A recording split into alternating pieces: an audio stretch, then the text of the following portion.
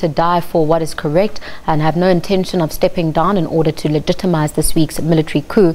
Meanwhile, ZANU-PF says it will hold a special Central Committee meeting tomorrow morning to dismiss the president as its leader and reinstate ousted Vice President Emmerson Mnangagwa. Most regional branches of Mugabe's party have also called for him to step down. The province resolved unanimously to recall the president, Comrade Mugabe, from being the president of the party and the government. Tens of thousands of Zimbabweans poured onto the streets in anti-Mugabe protest today. Here is how it unfolded. On Tuesday, army tanks are spotted in Harare, raising fears of a coup. Early the next day, the army announces it's in control but denies a coup. Mugabe confirms to President Jacob Zuma via telephone that he is under house arrest. The defense minister and state security ministers arrive in Harare. The ZANU-PF youth leader apologizes for denigrating the military. The following day, the elderly statesman refuses to step down after behind-the-scenes talks. On Friday, Mugabe is seen in public officiating a graduation ceremony. Talks between South Africa and Botswana are dominated by the crisis in Zimbabwe. A newfound freedom on the streets of Harare.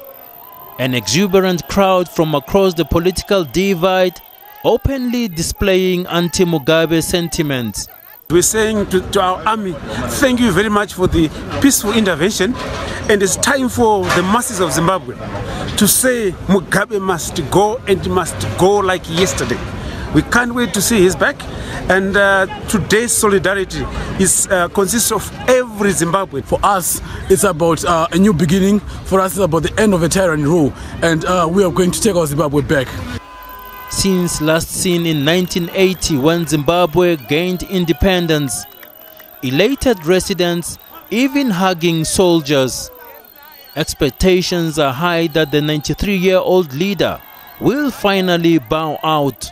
I'm ZANU-PF, but it has been high time that Mugabe must go. He must go right now. Mugabe must go. We are tired of this Mugabe. He must go.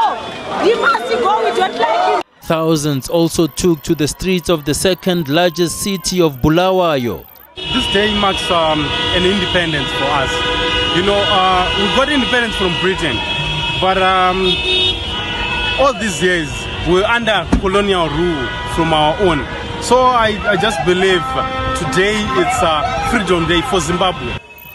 As Zimbabweans embrace a changing of the guard, SADC reiterated its opposition to coups. We wish to reiterate our commitment to support the people of Zimbabwe during this difficult period. A stable and peaceful SADC region is in our best interest, and Zimbabwe is a critical member of our regional community. We also reaffirm the African Union directive against unconstitutional changes in government within the continent, which all SADC member states should abide by. The march in Harare culminated in a rally in the township of Highfield. Former Vice President Joyce Mujuru among the speakers. Despite the euphoria, Zimbabwe's immediate future remains uncertain. Mugabe's nephew, Patrick Zuwayo, is reported to have said the elderly leader and his wife are ready to die for what is right. He said they have no intention to step down in order to legitimize the takeover of the government by the army. Soldiers prevented protesters from converging at Mugabe's home. Janji Chauke, SABC News.